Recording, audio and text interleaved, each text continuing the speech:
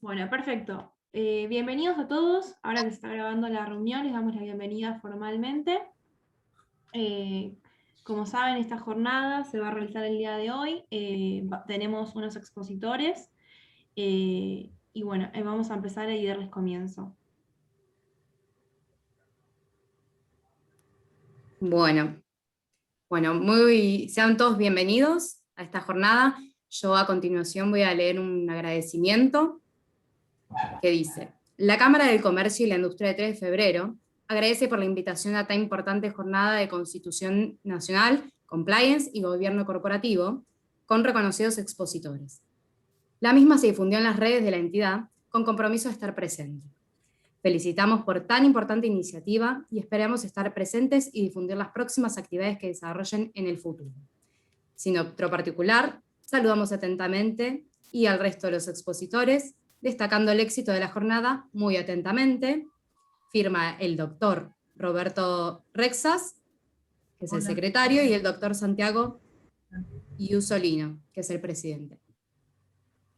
Así que muchas gracias y bueno, cedo la palabra a mis compañeros para dar comienzo a la jornada. Perfecto, en el día de la fecha, el primero que le vamos a dar la bienvenida para exponer va a ser el Oscar Alberto Gergot, que es un profesor de grado y posgrado de Derecho Penal y Derecho Constitucional en la UBA. Fue juez de la Cámara de la Justicia Federal y disertará sobre el tema Constitución y Ética Pública. Así que, profesor, bienvenido. Bueno, muchas gracias, Abril, muchas gracias, Valentina, y muchas gracias, Martín, y principalmente a las autoridades de la Facultad de Derecho de nuestra Universidad de Buenos Aires, porque nos ha permitido, como siempre, generosamente, realizar este tipo de reuniones con el propósito de transmitir información, conocimientos a toda la comunidad jurídica que está interesada en dos temas que son importantísimos para la actividad jurídico de los abogados y para la actividad profesional, fundamentalmente también de los contadores. Me refiero esencialmente a la ley de responsabilidad de las personas jurídicas, denominada también compliance o cumplimiento, por las peculiaridades que tiene actualmente este tipo de manifestaciones en el mundo de los negocios, fundamentalmente en lo que se refiere a la responsabilidad empresarial y las relaciones con el Estado.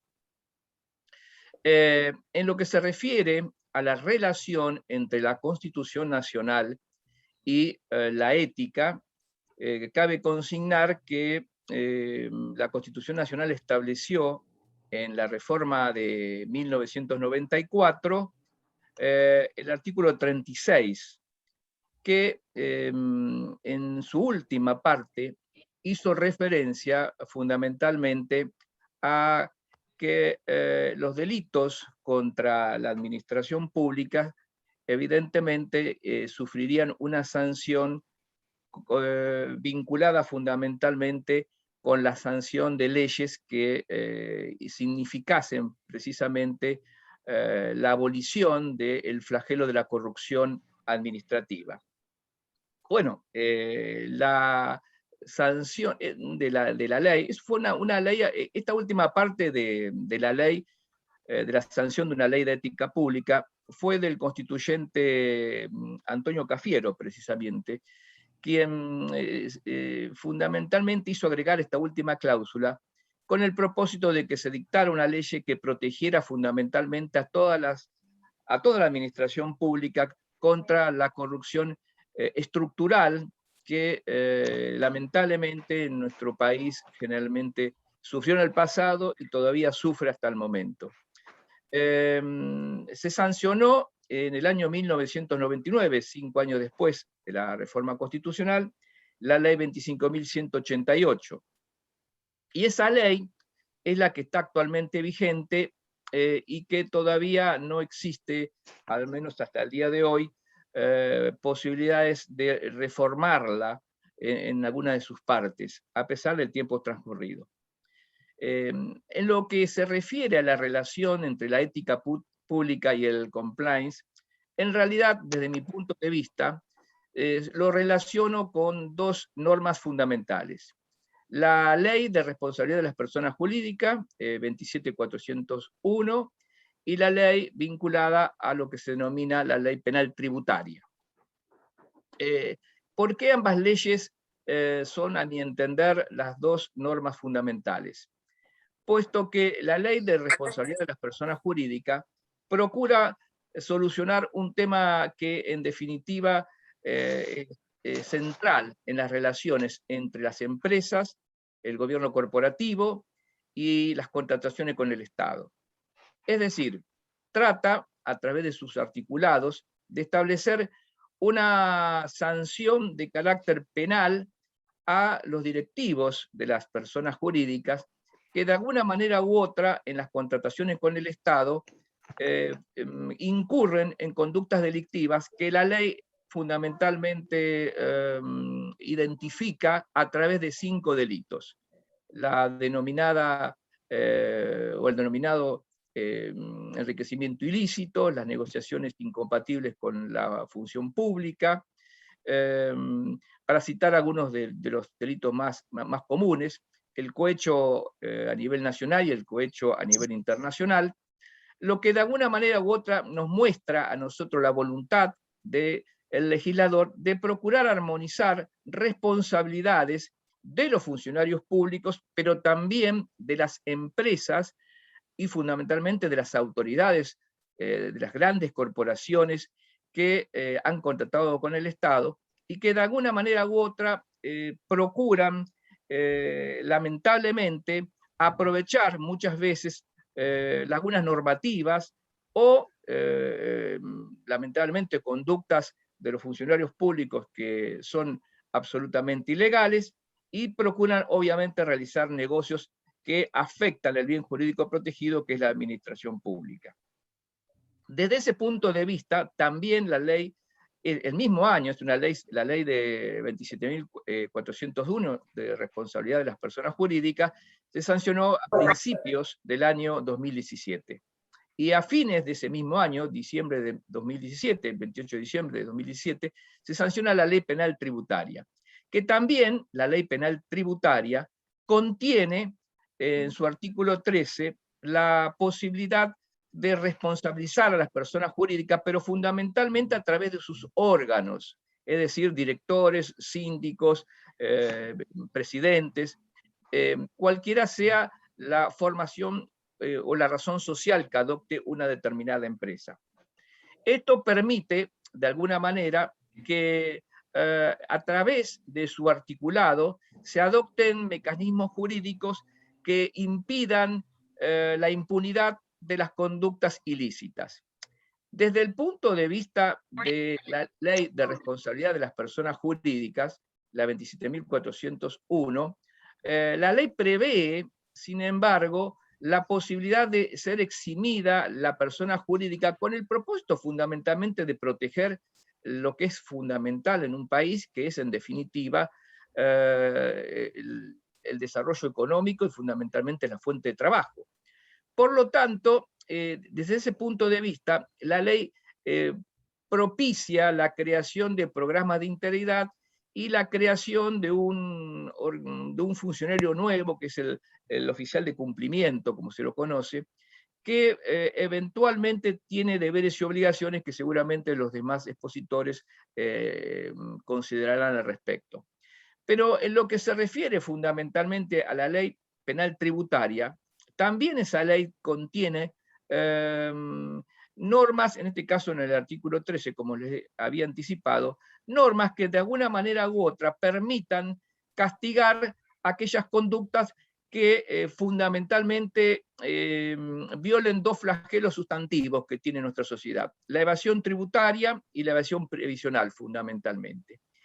Pero a su vez, esta ley penal tributaria permite que aún en los delitos de evasión simple y evasión agravada, ya sea evasión impositiva o evasión previsional, pueda el obligado eximirse de una determinada sanción pecuniaria si incondicionalmente se allana a el cumplimiento de todas las obligaciones reclamadas por, en este caso, por el organismo de Contralor. Desde ya, más allá de lo opinable que pueda ser este tipo de solución frente a conductas delictivas, a mí me parece que lo fundamental en este tema radica en que existe una gran expansión desde el punto de vista legislativo de normas que procuran combatir la corrupción endémica que sufre nuestro país. Pero el problema central no está en la cantidad de normas, en este caso que las que he mencionado, sumada a la Ley de Ética Pública, que además en sus distintos articulados hace referencia a modificaciones al Código Penal, sino a mi entender el problema central está vinculado a la ineficiencia del aparato judicial. Yo mismo he sido testigo en el año 2005, cuando tuve la oportunidad de analizar el tema de Tandanor y el tema de la estafa al Banco Nación por parte de la familia Yoma, que el juez de primera instancia había tardado prácticamente 15 años en investigar la posible comisión de delito. Bueno, en realidad había habido comisión de delitos, puesto que lamentablemente en el caso de Yoma no se pudo finalmente llevarlo a juicio porque la causa prescribió. Pero en el caso Tandanor, que reitero, tuve en mis manos en el año 2005, recién en el año 2017 se pudo elevar a juicio y finalmente se condenó a los responsables de aquel hecho ilícito.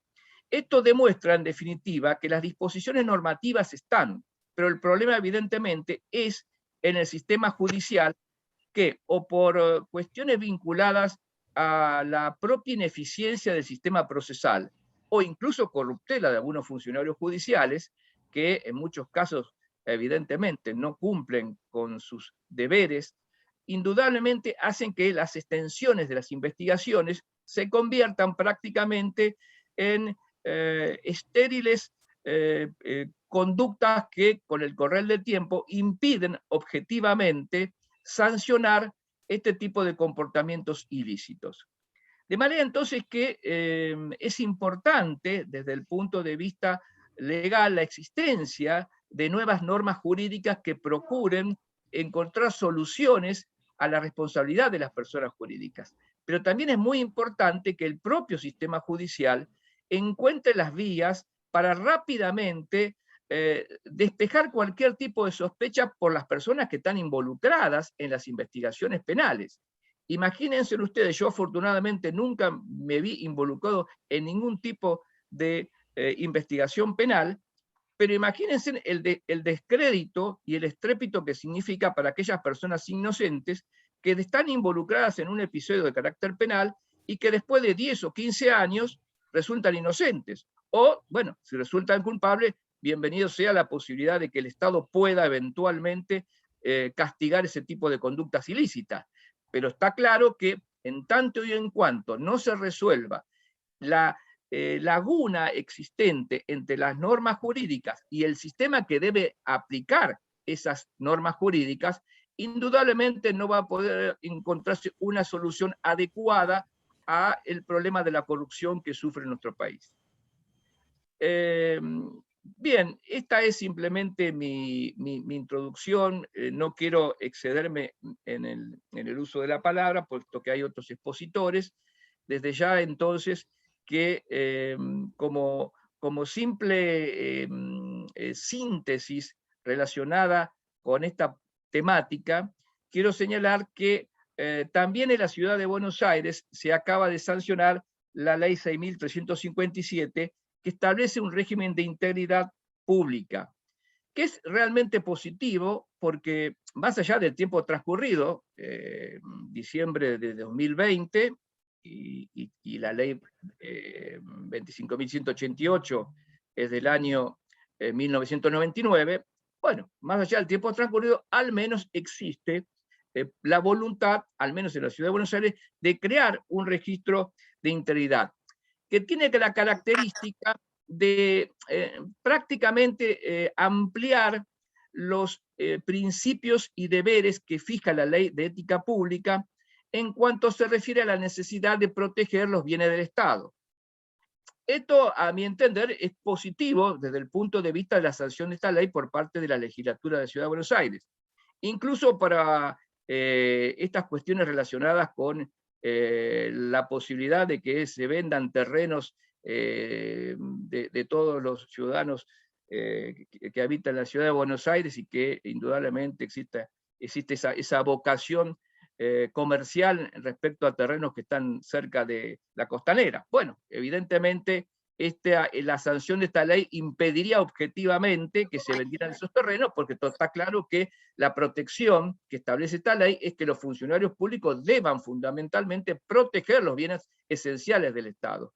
De manera entonces que indudablemente es un avance desde ese punto de vista, pero también es un deseo que las normas realmente se cumplimenten a los fines de conseguir fundamentalmente una sociedad de mayor transparencia. Bueno, muchísimas gracias. Muchísimas gracias a usted, profesor. Antes de proseguir, lo único, no mencionamos que si tienen algunas dudas se van a responder al final de la charla, y lo que pueden hacer es dejar las dudas en el chat. Ahora sí, con esto dicho, seguimos con el señor Antonio Caravio, quien es especialista en asesoramiento jurídico de empresas en la UBA, es conjuez de la Suprema Corte de Justicia de la Provincia de Buenos Aires, fue presidente del Colegio de Abogados de San Isidro y titular del Consejo de la Magistratura de la Provincia de Buenos Aires. Él disertará sobre el tema de nuevas incumbencias. Adelante, Antonio, lo escuchamos. Gracias, Abril. Bueno, buenas tardes a todos. Voy a ser breve porque realmente no es el tema concreto de hoy, sino que esto es una especie de agradecimiento a la actividad que desarrolla la universidad, la facultad, en tanto y en cuanto genera la posibilidad de desarrollar desde el punto de vista académico una actividad profesional que nos permite avanzar sobre distintos planos, inclusive abordar estas novedades legislativas y laborales, y en consecuencia tengan esta presentación mía como una presentación de un dirigente, de un militante de la actividad profesional, y en este sentido resaltar que es correcta la actividad de la universidad en tanto y en cuanto es una responsabilidad social del Estado capacitar a los profesionales para que puedan brindar un servicio que sea realmente un buen servicio a la población. Esa responsabilidad profesional se cumple, esa responsabilidad del Estado también, a través de un servicio especializado y un servicio profesional especializado, que es lo que intenta hacer este tipo de cursos. Nosotros, en general, tenemos un paradigma, los abogados tenemos un paradigma donde el eje central de nuestra actividad es el juicio. Es la actividad jurídica principal sobre la cual, en general, se estructura la actividad profesional del abogado. Allí nosotros tenemos unos contactos frecuentes con otras profesiones, particularmente con nuestros primos, los contadores, los escribanos, los martilleros. Nosotros hicimos hace unos años una tarea de investigación en los distintos institutos del Colegio de Abogados y intentamos ver, además de este solapamiento, de esta sobreposición o de esta incursión de nuestras distintas profesiones en actividades que son propias de otras incumbencias, tratamos de ver en los distintos institutos con qué otras profesiones interactuábamos para ver si realmente el paradigma era correcto, contadores, escribanos y martilleros, pero nos dimos cuenta, a partir del informe de los distintos institutos, que interactuábamos con otro tipo de profesionales, y en esa actividad, en el límite de nuestra incumbencia, en el límite de la incumbencia de las otras profesiones, generábamos nosotros un marco de actividad profesional que debíamos atender. Bueno, a modo de ejemplo, en recursos naturales señalaba que tenemos interacción con los biólogos, con los ingenieros, con los geólogos, con los médicos, con los geógrafos. En derecho administrativo con contadores, con sociólogos, con médicos. En familia con psicólogos, psiquiatras, servicio social. Consecuencia, hoy, lejos de estar los abogados circunscriptos a esta relación que nosotros creíamos inicialmente, vemos que tenemos una relación por lo menos con más de una decena de otras profesiones, biólogos, despachantes de aduana, geólogos, ingenieros, psicólogos, economistas, geógrafos, médicos, con lo cual nuestra actividad principal, núcleo de nuestra actividad principal, que es el juicio, y después en ese círculo concéntrico que discurre o transcurre alrededor de esta actividad principal, que son el asesoramiento, el trabajo en la administración pública, la actividad contractual, etc., hay una actividad que se desarrolla en otro círculo concéntrico en conjunto con otras profesiones. En consecuencia, nosotros podemos advertir que tenemos una actividad principal, otra que se llamarían incumbencias ejercidas, otra actividad de incumbencias no ejercidas, que es una cuestión que nosotros tenemos que transitar habitualmente para poder ampliar el campo de actividad de los abogados, porque incumbencia no solamente la responsabilidad estatal, sino que para nosotros incumbencia significa o es un sinónimo de trabajo, de posibilidad de prestar un servicio por parte de los abogados. Después de esta actividad, de estas incumbencias no ejercidas, de este plano de incumbencias no ejercidas, aparecen las áreas de encuentro con otras profesiones y el límite que son las incumbencias con las otras profesiones. Así definimos rápidamente que áreas de encuentro son las actividades sobre las cuales distintas profesiones desarrollan contemporáneamente su competencia. Competencia es el saber académico sobre determinadas actividades profesionales.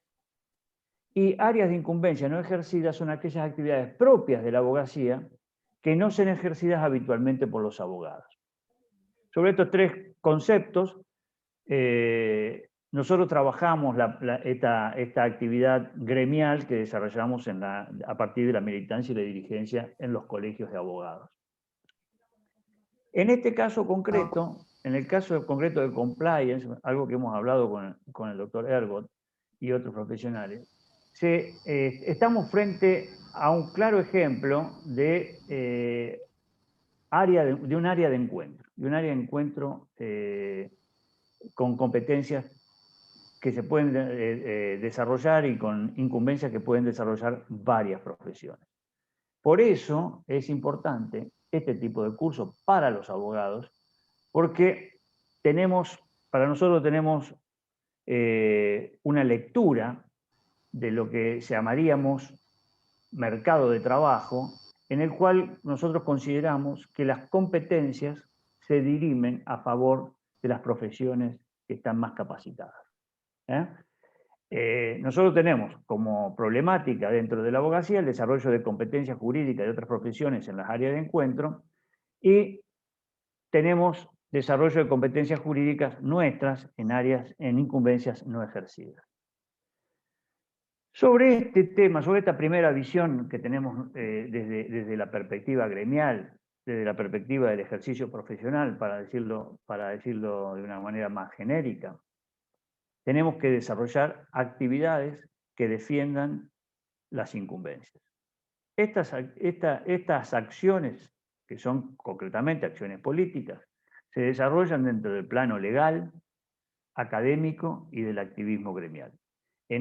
Hoy estamos desarrollando justamente un aspecto, que es el aspecto académico, que para nosotros es central, en tanto en cuanto, reitero, consideramos que el mercado, las competencias se dirimen a favor de las profesiones que estén mejor capacitadas.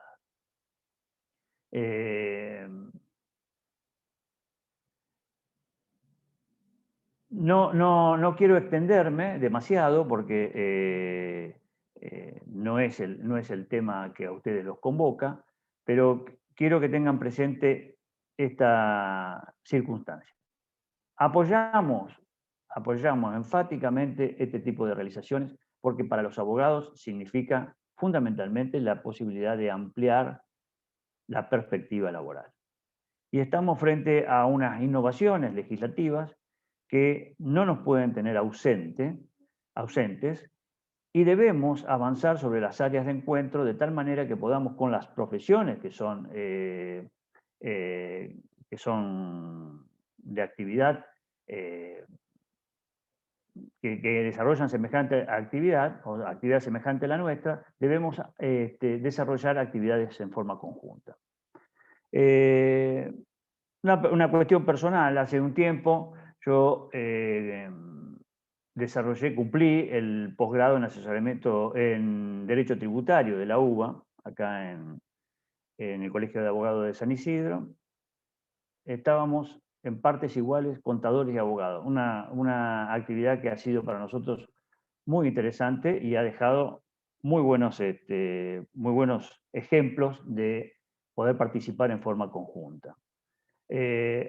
Con uno de ellos, con uno de mis ex compañeros, me contaba que está desarrollando un posgrado también en compliance y el 80% es abogado, el 20% es contador. Debemos, y esto entonces cierro con esto, debemos dedicarnos a ampliar los límites de nuestras incumbencias, desde el plano, fundamentalmente del plano de la capacitación. Así que les agradezco la posibilidad de tener este mensaje y además les deseo que con esto puedan ustedes ingresar a una tarea que promete ser redituable en el ejercicio profesional. Muchas gracias. Muchísimas gracias, Antonio, por su exposición. Le vamos a dar la bienvenida ahora a la señora Teresa Gómez, que es especialista en Derecho Tributario y Contadora Pública de la UBA, también es licenciada en Administración de Empresas y es socia de Gómez Kian Consulting. Por favor, Teresa, adelante. Hola, buenas tardes a todos. Mi agradecimiento al doctor Hergot por la invitación y coincido ampliamente con lo expresado por el doctor Caravio.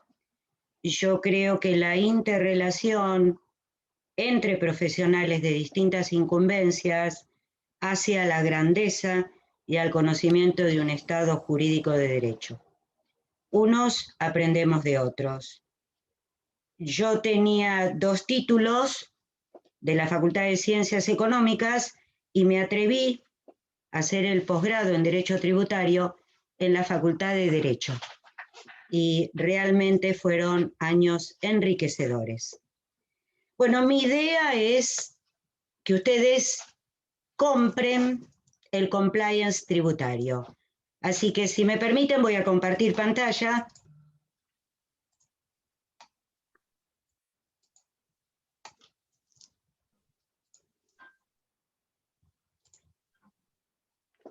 A ver, ¿qué es compliance? Desde mi punto de vista. Yo lo defino como sistema teniendo en cuenta que es sistémico todo aquello que contiene un conjunto interrelacionado de elementos que propenden a un fin común. Y el compliance tiene un conjunto de elementos que lo que van a intentar es identificar riesgos y prevenir delitos. Ese es el objetivo del compliance. Para una organización de la que se trate, el cumplimiento normativo de normas, resoluciones, códigos propios de su actividad, le van a evitar sanciones, pérdidas financieras y sobre todo, la pérdida de la reputación. Imagínense ustedes en este momento pandémico la importancia de la reputación para un laboratorio. El compliance, identificando ex ante el riesgo y previniendo antes de la comisión el delito lo orientará para que su reputación, sus finanzas, el ser atacado a través de sanciones en forma de multa o privativas de la libertad, sea aplanado. Evidentemente, la existencia del compliance va a necesitar siempre de un compliance officer o un oficial de cumplimiento del compliance. ¿Qué antecedentes tiene el compliance? Bueno, se dice que allá por los años 70, en Estados Unidos, producto de diversos escándalos jurídicos en el sistema financiero, hace nacer por primera vez esta idea de un compliance. No obstante, OCDE, en el año 1997, con el dictado de la normativa de lucha contra la corrupción de agentes públicos extranjeros en las transacciones comerciales e internacionales, es la piedra que lanza posteriormente una construcción. Esta construcción se ve reflejada a través de lo que conocemos como las normas ISO. La ISO 19600 es la que define el sistema de gestión, la 19601 del año 2017 avanza sobre el compliance penal, y la 19602 del año 2019 aborda el compliance tributario.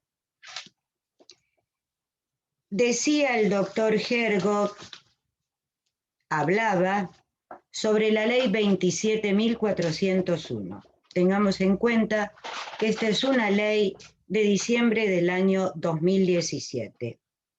Esta ley irrumpe legislativamente estableciendo la responsabilidad penal de la persona jurídica. En su artículo primero, rápidamente, la ley habla que resultará aplicable a las personas jurídicas privadas, ya sean de capital nacional o extranjero, con o sin participación estatal, por los siguientes delitos, los cuales define el cohecho, las negociaciones incompatibles con el ejercicio de funciones públicas, la concusión, exacciones ilegales, el enriquecimiento ilícito de funcionarios y empleados, balances e informes falsos agravados. Esta ley que el legislador previó para castigar a la persona jurídica producto de la comisión de estos delitos, en el artículo 9 habla de la exención de la pena y define a la exención cuando el supuesto sea de una denuncia espontánea de un delito, cuando la jurídica en cuestión haya implementado un sistema de control a través de un programa de integridad y control, o cuando haya devolución del beneficio indebido. En el artículo 23 es la propia ley quien habla y describe al programa de integridad, que como decía en el artículo 9, será quien permitirá la exención de la pena, y dice que este programa de integridad será para prevenir, detectar y corregir irregularidades y actos ilícitos, pero deberá contener, para actuar como tal, como programa de integridad, un código de ética, políticas, reglas y procedimientos aplicable a directores, administradores y empleados para la prevención de la comisión de delitos, capacitaciones periódicas, Esto es un tema muy importante, una política de protección de denunciantes contra represalias, un responsable interno, lo veíamos anteriormente, el Compliance Officer, a cargo del desarrollo, coordinación y supervisión del programa de integridad. Es entonces la voluntad legislativa quien a partir del 1 de diciembre del 2017 dicta una norma donde la persona jurídica tendrá responsabilidad penal. Por resolución 27 del 2018 del Ministerio de Justicia, se describen los lineamientos de integridad para el mejor cumplimiento de lo establecido por los artículos 22 y 23 de la Ley 27.401, lineamientos que debe seguir este programa de integridad, donde, si bien ustedes ven que hay 13 puntos, a mí me interesaría destacar el apoyo de alto nivel al programa de integridad. Es decir, este programa de integridad no será un manual tal vez de prevención de lavado de activos. No, no. Acá se necesita un programa de integridad que esté apoyado por el alto nivel de la persona jurídica. Me interesa destacar el número 5, canales internos de denuncia. Es decir, se propicia que aquel que sea noticie de la existencia de la presunta comisión de un ilícito dentro de la organización tenga un canal seguro para denunciarlo.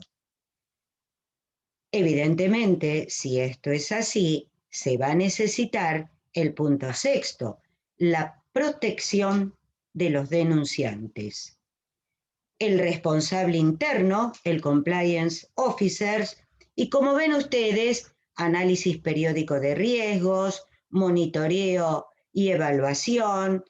Son 13 puntos que la resolución 27 del 2018 define dentro del anexo A. A ver,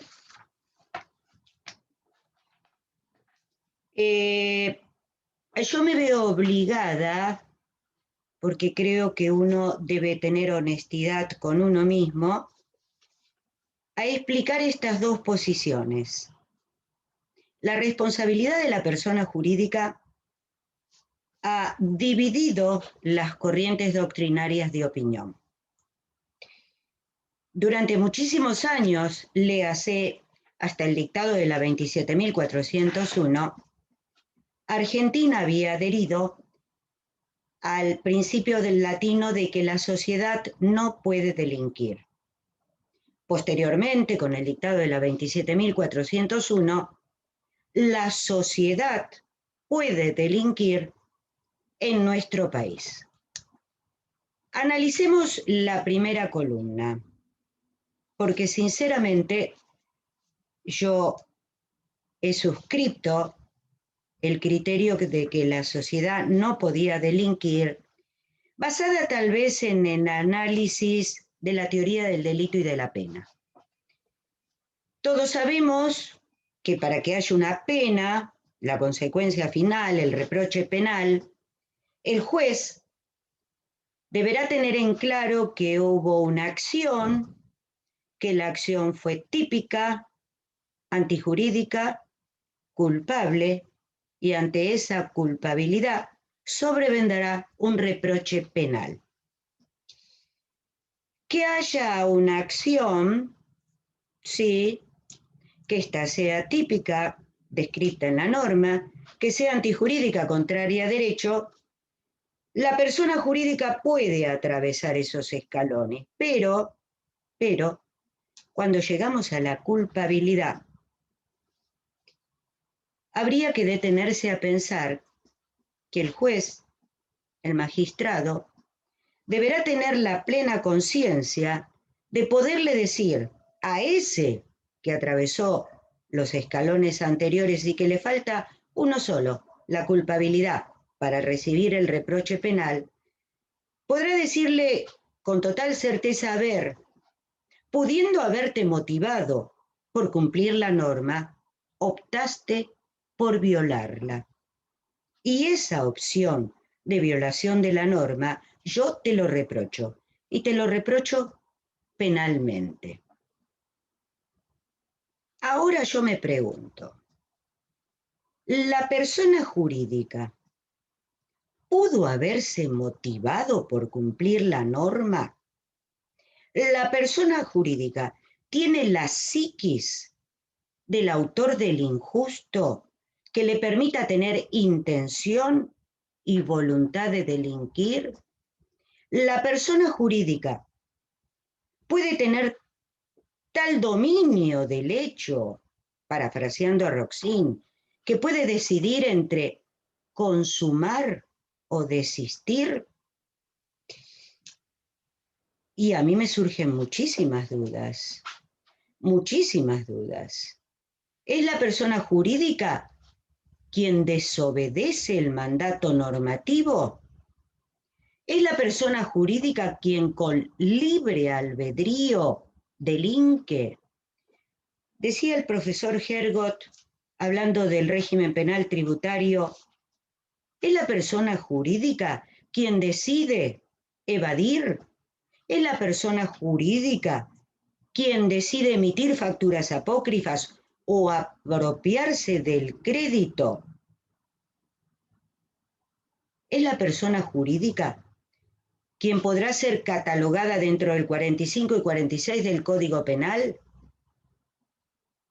¿O es el pícaro del 45 y 46 que usó a la jurídica para, a través del accionar de la jurídica, beneficiarse personalmente? ¿La persona jurídica es la autora o, a través de un actuar por otro, la jurídica es una víctima? ¿Qué pasa con el accionista minoritario de la jurídica que tiene un reproche penal?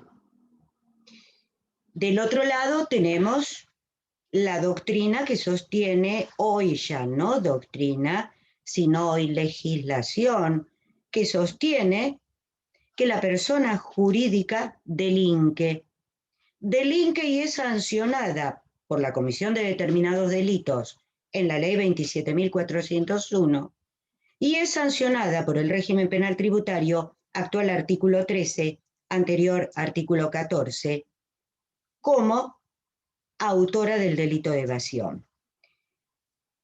Cuando la jurídica comete cohecho, tráfico de influencia, negociaciones incompatibles, concusión, enriquecimiento ilícito, balance falso, será sancionada con las penas previstas en la ley 27.401, porque son responsables por los delitos que hubieran sido realizados directa o indirectamente con su intervención o en su nombre, interés o beneficio. ¿Qué pasa cuando tratamos de analizar la responsabilidad penal de las personas jurídicas?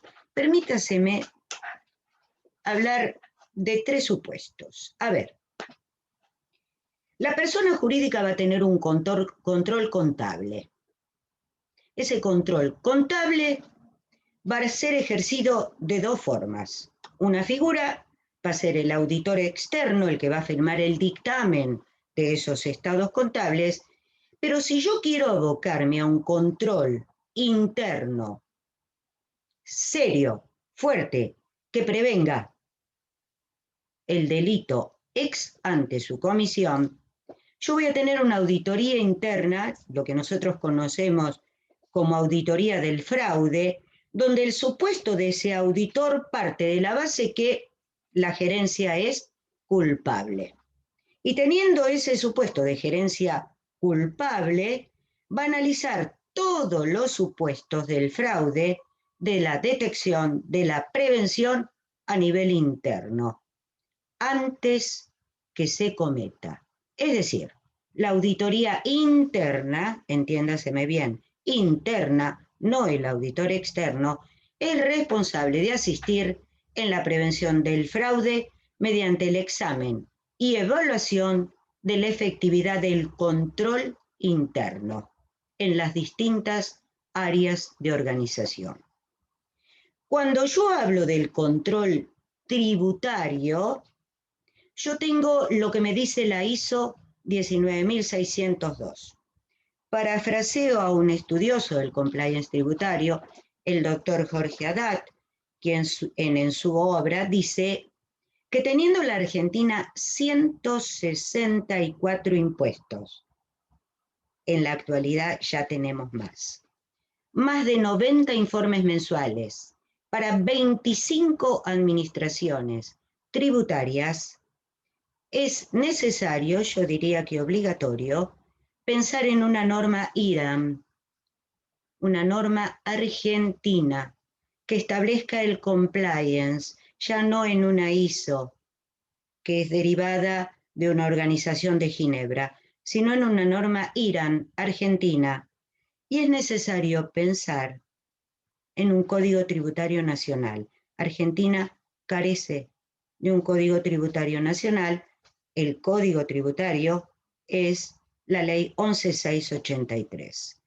¿Y qué pasa con el control penal de esta jurídica? Y lo tengo a través de la ISO 19601, donde tengo el compliance penal que me impide los ilícitos que mencionamos: cohecho, tráfico, enriquecimiento y los ya mencionados. ¿Qué pasó a nivel penal tributario? A nivel penal tributario, Argentina tiene su primera ley penal tributaria a través de la ley 23771, posteriormente derogada y reformada por la 24769 que sufrió varias modificaciones, y es la ley 26.735 en el año 2011, quien a través de su artículo 14, actual artículo 13 de la última reforma, la 27.430, quien establece la responsabilidad de la persona jurídica.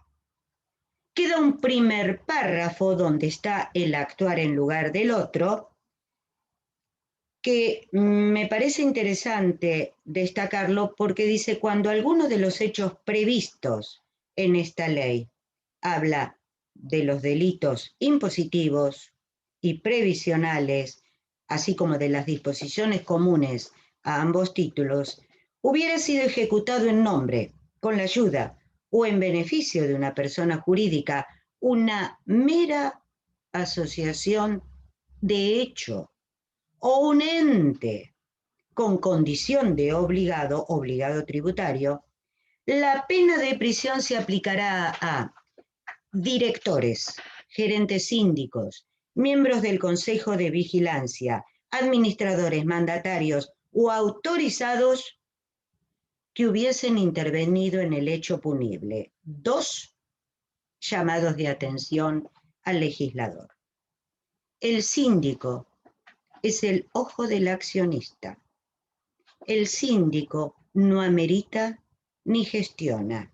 El síndico basa el informe de la sindicatura en el informe del auditor externo. El síndico tiene jurisprudencia de Corte Suprema de Justicia, autos Oroquieta, donde claramente la Corte dice: no es función de la sindicatura ni merituar ni gestionar. Autorizados. Y acá me preocupo, porque los autorizados se están refiriendo a los autorizados ante la Administración Federal de Ingresos Públicos. Autorización que se logra a través de la firma de un formulario 3283. ¿Quién firma el formulario 3283? ¿Contador, abogado o escribano? ¿Es un autorizado. Entonces el primer párrafo es un actuar por otro. Segundo gran párrafo. Si los hechos delictivos hubieran sido realizados en nombre, con la intervención o en beneficio de una jurídica, se impondrá, y acá tiro abajo el concepto de empresa en marcha, y si no lo tiro abajo, por lo menos lo hago temblar. Señora Gómez, sí. Quería pedirle si por favor podría ir redondeando. Perfecto. Suspensión total o parcial de actividades, que en ningún caso podrá exceder de 5 años. Tienen ustedes la torta con los tributos. ¿Cuáles son los beneficios del compliance tributario? ¿Qué nos va a permitir evitar omisiones en la presentación de declaración jurada o fuera de fecha? Evitar las apropiaciones indebidas, impositivas o de seguridad social. Evitar la utilización de facturas apócrifas. Tener una mala calificación en el CIPER. Evitar el aumento de la alícuota del CIRCRE. Evitar una mala calificación de la CUIC o limitar la impugnación de gastos por improcedencia. Si el compliance tributario hubiera existido, Skanska no hubiera sido jurisprudencia. Recuerden ustedes el gran escándalo de Skanska. ¿Qué es el compliance tributario? ¿Es una vacuna o es un remedio? Bueno, a ver, es una vacuna porque el compliance tributario va a proveer la prueba que va a usar la persona jurídica cuando se defienda de una acusación, ya sea por los delitos de la 27.401 o por los delitos de la 27.430. ¿O es un remedio? Todo dependerá de la calidad del programa de integridad, pero entre vacuna y remedio es infinitamente útil el compliance tributario. Les agradezco. Bien, le agradecemos la participación a la señora Teresa Gómez. Va a continuar con el uso de la palabra la señora Esther Alitieri, quien es contadora pública, magíster en finanzas y doctorado en finanzas, directora de la carrera de contador público en la Universidad Abierta Interamericana. Es socia del estudio Litieri, Fuentes y Asociados, y la señora disertará sobre el tema control interno e impacto del COVID-19 en las empresas, aspectos relevantes para empresas en crisis y auditores. Tiene la palabra la señora Litieri. Muchas gracias por la invitación, doctor Herbert y todo el equipo, y desde ya en línea con lo que decía la doctora Gómez y el doctor Garavio en la participación y el trabajo conjunto, los abogados y contadores. Así que me permiten, voy a compartir unas simples filminas sobre el tema que elegí para la exposición sobre control interno y el impacto del COVID. No solo un tema relevante para las empresas que entran en crisis, sino también para la función de los auditores que arman y tienen que interpretar estos balances para los usuarios definitivos. Bien, dividí la exposición en tres aspectos. Uno, antecedor del COVID y del impacto enorme que está haciendo sobre los negocios. Un segundo punto o tema específicamente del control interno y el impacto que está teniendo el COVID en él. Y las recomendaciones finales para auditores y empresas. Comenzando con el impacto de los negocios, sabemos que los efectos de esta pandemia de coronavirus ha afectado enormemente la actividad empresarial, específicamente de las pymes en nuestro país y a nivel mundial. Y digo todavía incierto porque todavía no sabemos el impacto total en la crisis económica que afectará esta pandemia cuando termine la crisis sanitaria. Estamos en un ambiente y en un amplio desafío de cambios y de paradigmas, y nos preguntamos y nos cuestionamos justamente sobre la continuidad del negocio de las empresas. Esta continuidad que hoy las empresas no tienen un plan ante estas variables tan dinámicas, no solo por cuestiones internas, sino también por políticas externas a nivel mundial. Como primer gran desafío, me gustaría hacer énfasis en diagramar la continuidad de las empresas. ¿Qué tenemos que tener en cuenta? Lo resumo en 3 pasos. El primer paso es determinar este impacto en cada una de ellas y desarrollar planes de acción de acuerdo a los recursos que cada una pueda contar. Como segundo gran paso, me gustaría enfatizar el tema de gestionar planes de comunicación, el de prever prioridades, porque no solo tenemos que tener en cuenta el reinvento o las nuevas áreas que tenemos que cubrir para seguir continuando con nuestra empresa, sino las restricciones a nivel local de desarrollo. Y por último, con todo este análisis podemos redefinir los procesos, podremos redefinir las políticas, tanto financieras y fiscales, desarrollar proyecciones y evaluar las fuentes de financiamiento, que tan relacionado está el derecho financiero y el mercado financiero con las alternativas que hoy tienen las pymes. Estas estrategias que vamos a definir, indudablemente las tenemos que seguir en el tiempo y monitorearlas. Y a eso continúo con el tema de compliance y control interno tan importante y acorde a lo que decían nuestros expositores anteriores, porque cuando parece que la actividad empresarial disminuye, pensamos que ese riesgo de incumplir la normativa también disminuye y no es así, al contrario. Más bien hay que adoptar nuevas formas de trabajo y esto implica nuevos controles dentro de la empresa. ¿Cuál es el impacto determinante en este control interno? Y bueno, justamente lo que vemos día a día, los empleados hoy trabajan en forma remota en la mayoría de las empresas y eso trae riesgos a la organización. Entonces necesitamos evaluarlos, cambiarlos, adaptarnos en esta nueva idea de trabajo sin tener en cuenta no perder el riesgo y el control. Justamente me gustaría mencionar un método, una metodología que se usa internacionalmente, que se lo llama COSO, que es una estructura, un sistema de gestión de control interno. Este sistema de control está diseñado para que las empresas puedan optimizar sus resultados, puedan cumplir con sus objetivos, puedan tener políticas, procedimientos de orden y de restricciones. Este es el mencionado modelo COSO, que está compuesto por 5 componentes y a la vez por 17 principios que interrelacionan en esta matriz. ¿Para qué? Para llevar esos objetivos y esos controles y adaptarlos dinámicamente a estos cambios que hoy tenemos por el COVID o en situaciones extremas.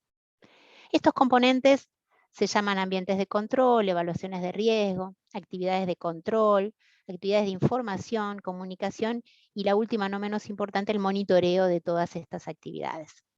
Me gustaría ir comentando en cada una el efecto o el impacto del COVID. En el ambiente de control es donde la gerencia necesita evaluar y diseñar, darle respuesta con esta pandemia justamente a los trabajos de política. ¿Y cómo se vio amenazado? Bueno, por el trabajo remoto, por la introducción de ambientes diferentes de trabajo y también porque al hacer tareas que no estaban en nuestras áreas específicas, quizás estamos teniendo controles sobre tareas que no nos brindaban antes. El segundo gran componente de esta matriz es justamente las evaluaciones de riesgo, es donde relacionamos los riesgos de la empresa y los mostramos en un informe o estado financiero. Entonces acá el impacto es mucho mayor porque tenemos que reevaluar supuestos, tenemos que evaluar los riesgos de fraude, tenemos que ver si incumplimos con obligaciones de deuda ante terceros y justamente al detectarlos tendríamos que evaluar los efectos de estos riesgos en nuestra empresa. Otro gran componente de este método COSO son las actividades de control, que es propiamente donde se diseñan los nuevos controles que necesitamos, ¿sí? Y acá lo mismo, acá tenemos que interrelacionar el impacto del COVID con los controles nuevos de IT, ¿sí? Los existentes, los cambios, los nuevos. Generalmente vemos perfiles dañados de IT ante la situación de trabajo remoto. La información y comunicación es otro componente del método tan importante porque es donde nosotros difundimos la información de los controles o de los riesgos. Y justamente acá tenemos que evaluar qué tan oportuno es nuestra información, cuáles son los canales de información y de comunicación. Tenemos que tener mucho cuidado en la información y en su calidad. Y el último componente de esta matriz o de método es el monitoreo, que es no menos importante porque es donde tenemos que, ante los cambios en los componentes anteriores, ir viendo, implementándolos y constantes seguimientos. Este es un impacto muy importante, el control interno en los nuevos roles que asumimos los profesionales en ciencias económicas, específicamente el auditor, porque tiene una importancia muy grande el tema de justamente auditar estos procesos y procedimientos, para que no se vean alterados. Entonces, ¿qué necesitamos? Necesitamos tener un pensamiento crítico como auditores, tenemos que evaluar constantemente los riesgos desde lo cualitativo y cuantitativo, y algo que vino en la pandemia para quedarse es la tecnología, que tenemos que capacitarnos para poder estar a las alturas de las circunstancias. Entonces, como gran desafío, me gustaría identificar y evaluar estos riesgos sobre la información financiera. Y nuestro trabajo como auditor, la efectividad de los riesgos va a depender de los riesgos materiales. Ante circunstancias excepcionales como la pandemia, tenemos que cambiar la materialidad o significatividad de acuerdo a cada empresa, ¿sí? Simplemente incorporar en el control interno estas ventajas que vinieron para quedarse, como es la alta velocidad del desarrollo de las tecnologías, la globalización, las nuevas formas de empleo, ¿sí? La tecnología tiene que estar aliada para los auditores y para que puedan ejercer su labor de control interno, auditoría interna y auditoría externa. Por eso tenemos que estar capacitados en procedimientos automatizados. Esto de la tecnología 4.0, 5.0 que está viniendo, bueno, nos va a ayudar. Toda la inteligencia artificial nos va a ayudar, pero es súper importante hoy en día que el control interno esté monitoreado y esté desarrollado por profesionales con crítica. Entonces, este informe de auditoría que nosotros vamos a cerrar con el control interno de las empresas, tenemos que guiarnos. Hoy en día tenemos guías de COVID de la Federación Argentina de Consejos Profesionales que nos orientan a redactar estos informes con salvedades, con excepciones, siempre con ética y con responsabilidad empresarial. Simplemente muchas gracias. Bueno, muchísimas gracias a la señora Estela Litieri. Va a proseguir con el uso de la palabra el señor Luis Villanueva, subsecretario de Planificación de Políticas de Transparencia de la Oficina Anticorrupción. Disertará sobre el tema Registros de Integridad para Empresas y de la responsabilidad penal a la prevención en las personas jurídicas. Tiene la palabra el señor Luis Villanueva. Hola, buenas tardes a todos, a todas, ¿cómo andan? Primero, muchas gracias a Oscar por la invitación. Para mí es un honor poder participar de esta actividad. Además organizada por la queridísima Universidad de Buenos Aires, por la Facultad de Derecho de la Universidad de Buenos Aires. Bueno, me toca exponer sobre un proyecto que de algún modo se empalma con lo que fueron las presentaciones de quienes me antecedieron en el uso de la palabra.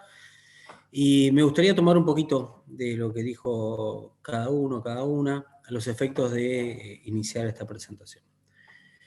Primero, Oscar nos hacía referencia a lo que es la ley de responsabilidad penal de las personas jurídicas y en todo caso el rol que tiene la justicia a la hora de hacer cumplir la ley. A los efectos de eso, pensaba y analizaba las alternativas que tiene el Poder Judicial a la hora de sancionar empresas, la herramienta que le dio el legislador a los efectos de analizar la conducta de las empresas, y decía, creo que con acierto, que todavía no se había aplicado la ley, por supuesto, digamos, no había sanción a ninguna empresa todavía por vulneración de esta ley, y ahí yo arriesgo un poco más. Veo bastante difícil que eso pase. Déjeme ser, doctor Ergot, bastante pesimista respecto de eso. Lo que él bien decía respecto a las falencias del sistema judicial a la hora de investigar este tipo de delitos, yo creo que se va a extender mucho más a la hora de atribuir responsabilidad penal indirecta, digamos, a la empresa. Veremos qué pasa, pero como sea, ahí me gustaría subirme a lo que decía Teresa. Teresa hablaba de la ley de responsabilidad penal y dos artículos fundamentales. Ella señalaba dos artículos fundamentales, o dentro de los varios que señaló dos fundamentales, que son el 22 y el 23. Son los programas de integridad. Un poco sobre esto vamos a conversar ahora, pensando en dos cosas. Una, la que decía Antonio, que es el trabajo multidisciplinario, esos espacios donde nos encontramos profesionales que hemos seguido distintas carreras, y yo diría profesionales que además integramos distintos sectores: sector público, sector privado, tercer sector, poder judicial. Este tema en particular es un asunto que aboca no solo varias profesiones o ejercicio de varias profesiones, sino la interacción entre muchos sectores. La ley de responsabilidad penal establece una serie de obligaciones para las empresas, ¿sí?, que están bastante claras para no sufrir algún tipo de sanción penal, pero a la vez establece las maneras en las cuales tienen que vincularse, por ejemplo, con el sector público, también. La ley, además, por supuesto, es una herramienta a la hora de interpretarla. O mejor dicho, hay maneras de interpretarla, y la ley ofrece una manera de entender la responsabilidad penal para una sociedad.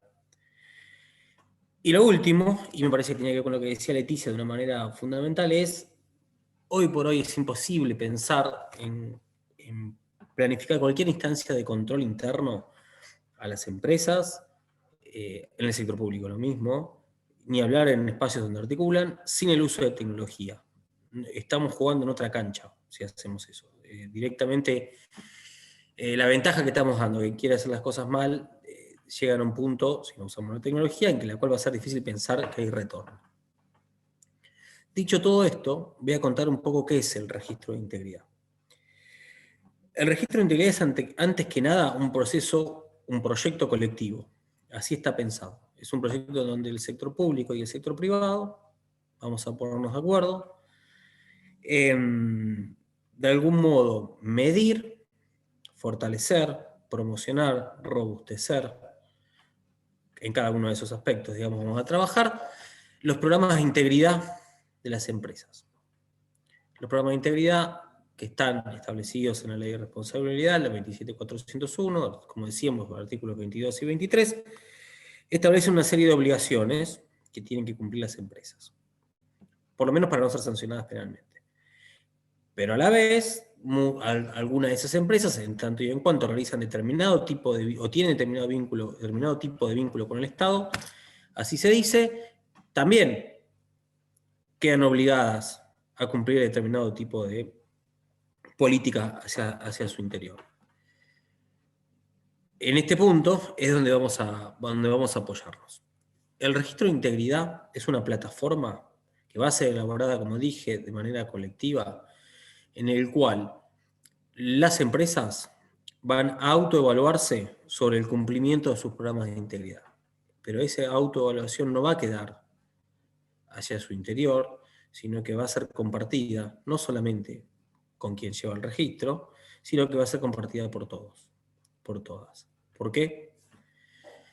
Porque en la medida en que vaya avanzando, en cada una de las etapas, de los módulos que tiene el registro de integridad, el RITE, va a ir dando cuenta de los avances en sus políticas de integridad y transparencia. Por supuesto, los avances van a ser bien distintos a la hora de considerar, o mejor dicho, los formularios para considerar los avances van a ser bien distintos si se trata de una pequeña empresa, una mediana empresa, una cooperativa, una gran empresa, una multinacional, una empresa pública. Cada uno de ellos tendrá, por supuesto, su estratificación y su análisis, pero lo cierto es que todas ellas, irán pasando por cada una de las etapas que le tocan para ir mejorando en su rendimiento hacia las políticas de integridad, o en las políticas de integridad. Se espera que una multinacional, una empresa grande que contrata con el Estado, que es una proveedora importante, o que por su actividad cumple con determinados riesgos, tenga un nivel alto en ese registro. Se espera que una empresa que no interactúa con el Estado, que es una empresa chica, por supuesto tenga menos exigencias de la ley, eso está claro. Pero como sea, siempre vamos a dar la posibilidad de que cualquiera sea de la empresa pueda mejorar en su rendimiento. ¿Por qué? Porque la plataforma no solo va a tener esos formularios de autoevaluación, esa escala que nos va a permitir conocer cómo progresa su política interna, sino además toda una construcción en paralelo en la cual se va a proveer de herramientas para que las compañías, para que las empresas, para que cualquiera de las sociedades civiles puedan ir mejorando y tomando herramientas, instrumentos, materiales que le permitan mejorar en su rendimiento en el RITE. Esta es una idea que no es nuestra. La verdad es una idea que tomamos de México. En México funciona el padrón de integridad desde hace un año. El padrón de integridad ya está funcionando, hace un año exactamente, pero es un proceso que inició un año antes, o sea, hace 2, y viene funcionando muy bien.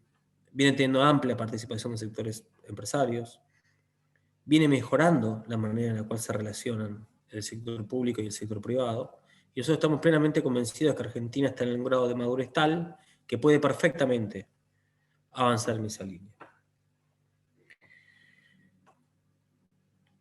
¿Es una política antojadiza en México o en Argentina crear un registro que pueda medir o que mida la política de integridad hacia dentro de las empresas? No, de ninguna manera. Esto viene de distintas recomendaciones, de interpretaciones que han dado organismos internacionales respecto de cómo enfrentar la corrupción. Quien diga que la corrupción se enfrenta únicamente trabajando, procurando incidir sobre el sector público, está equivocado. Quien diga que solamente se debe incidir o corresponde incidir en el sector privado, está equivocado. Hace falta, irremediablemente, para poder transformar ciertas relaciones, ciertas políticas, ciertos negocios, conductas que no deberían pasar, trabajar en los dos lados del mostrador.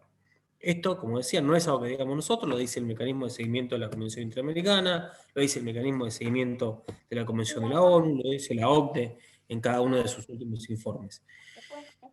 Y es fundamental que lo veamos así. ¿Por qué? Porque muchas veces creemos, con buenas razones, que hay que trabajar exclusivamente en el sector privado y ahí dejamos descubierto algún costado. Y después también creemos que muchas veces es necesario trabajar exclusivamente en el sector privado y pasa exactamente lo mismo. Lo interesante de este registro es que procura trabajar en los espacios donde se unen sector público y privado. Esas zonas de riesgo para la corrupción, donde nosotros queremos particularmente incidir. Controlar, monitorear y sobre todo hacer público, porque no hay manera de pensar política pública contra la corrupción sin la participación social. Este registro, si fuera cerrado, no tendría ningún sentido. Por supuesto que va a haber información que una empresa puede decir, yo esto, no sé, mapa de riesgo, puede decir, una empresa puede decir, esto yo no quiero compartirlo, y puede ser que haya determinada información que no sea compartida. Eso va a depender precisamente de la elaboración colectiva que hagamos con el sector privado, de los formularios. Pero lo cierto es que no tendría sentido si toda la información careciera de esa publicidad. Este registro, corresponde decir, tampoco es una iniciativa exclusivamente de la Oficina Anticorrupción, es una oficina de la Oficina Anticorrupción en colaboración con el Banco Interamericano de Desarrollo y ahora recientemente con el Programa de las Naciones Unidas para el Desarrollo.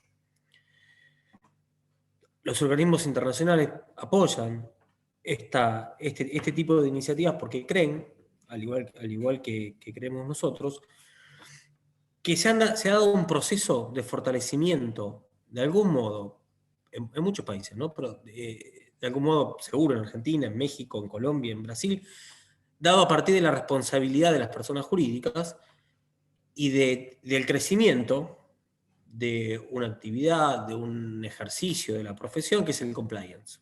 Muchos de ustedes lo conocen muy bien, y que de algún modo ha creado la posibilidad de que el sector público se relacione con áreas especializadas del sector privado para crear mejores herramientas de relación entre ellos y de funcionamiento hacia adentro.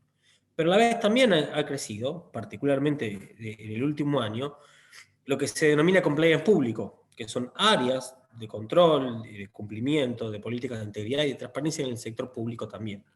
Esto que ha venido creciendo en distintos ministerios, obra pública, transporte, seguridad, solo para nombrar algunos. nos da la posibilidad de que se creen esos lazos, esas relaciones colectivas que nos permitan, de algún modo, promover política pública participativa. Y créanme que uno piensa muchas iniciativas que han ido mejor o peor en distintos lados, pero yo conozco varias que puedo dar fe que en tanto y en cuanto han sido robustecidas por los aportes del sector público y privado. De hoy. Como hay expositores... Perdón. Decía que en la medida en que articula el sector público y privado es donde probablemente produzcamos los mejores efectos.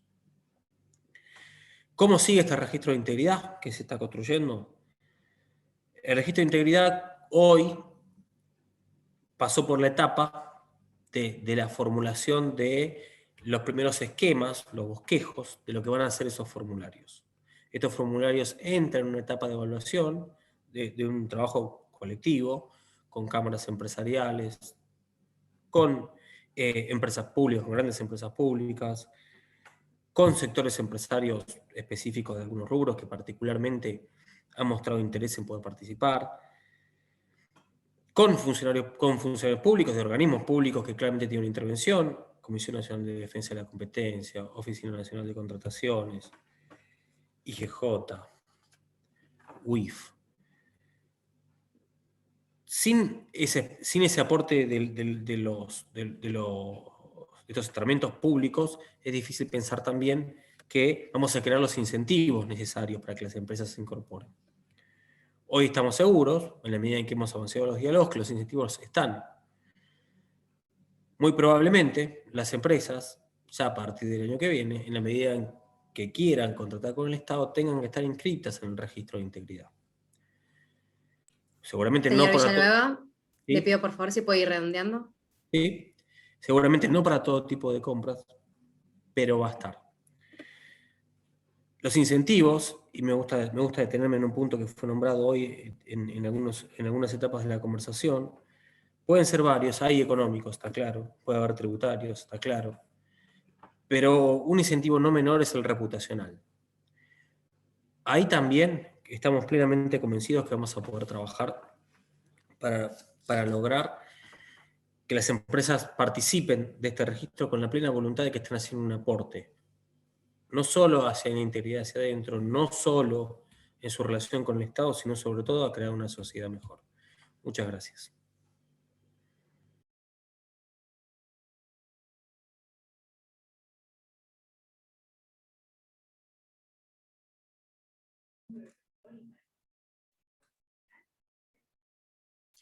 Bueno, habilitamos, ¿alguno tiene alguna pregunta para hacer? ¿Le gustaría consultar algo en particular?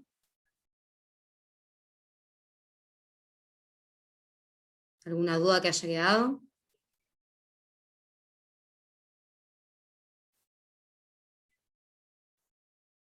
Bueno, de no haber ninguna duda, pasamos a despedir. Sí. Perdón, Valentina, tenía el micrófono apagado, entonces no podía comunicarme con ustedes. No, yo quería preguntarle a Luis, que precisamente tiene la gran responsabilidad de realizar el control de los programas de integridad, fundamentalmente, ¿cuál es la política que tiene la Oficina Anticorrupción para procurar llevar adelante con cierta eficacia las tareas de capacitación y de control que eventualmente tiene que existir en cuanto al oficial complainers? Bueno, Oscar, como te decía, la plataforma tiene dos grandes patas. Nada podría hacerse sin la segunda, que es la de capacitación e información. Así funciona en México y así la vamos a hacer funcionar acá. Vamos a articular con espacios académicos, con universidades que trabajan en este tema. Nosotros queremos que esa plataforma también sea de elaboración colectiva.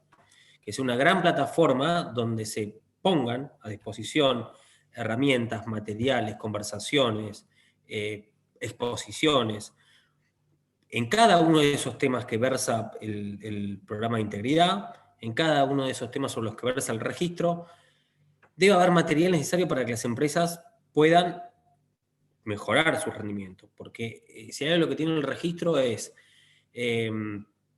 nosotros lo decimos siempre en la comparación con lo que sería un videojuego de mi época. Lo que sería un videojuego que te mantiene vivo, como el Wonder Boy, por ejemplo, ¿no? Que te mantiene vivo en tanto y en cuanto avanzás, no podés quedarte quieto. Bueno, esto sería algo así. Los materiales van a permitir que las empresas den siempre y permanentemente prueba de vida. ¿Por qué? Porque un programa de integridad no tiene sentido si es algo frío, colgado en la web, que no tiene vida. Tiene vida si se la carga de actividades, si se la carga de capacitaciones, si se la va mejorando, si va progresando, si se va actualizando. Si no, no es un programa de integridad, es otra cosa. Es una ficha que va a permitir que alguien crea que tiene la capacidad de quedarse tranquilo y no tener más problemas, pero eso no es un programa de integridad.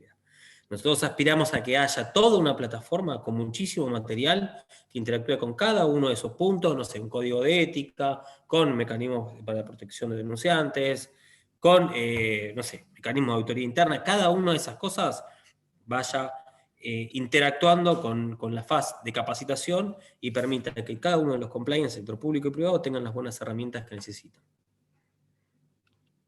Muchas gracias, Luis. Bueno, perfecto. Si alguno más tiene alguna consulta, puede hacerla, si no vamos a ir cerrando. Natalia Pereira tiene la mano levantada. Hola, ¿qué tal? Buenas noches, buenas tardes todavía. Bueno, antes que nada quería agradecer la charla, me pareció muy interesante, y quería solo compartir una reflexión en torno a un par de cosas que dijeron sobre el tema de las normas, ¿no? El doctor Ergot mencionó el nudo que él veía en relación al tema de las normas de procedimiento y la eficiencia en la aplicación de estas normas que tenemos para poder hacer efectivo la responsabilidad de las personas jurídicas y la aplicación de las normas de ética pública. Y también cuando hablaron del compliance, mencionó la doctora Gómez, citando al doctor Haddad, sobre la enorme cantidad de normas que tenemos.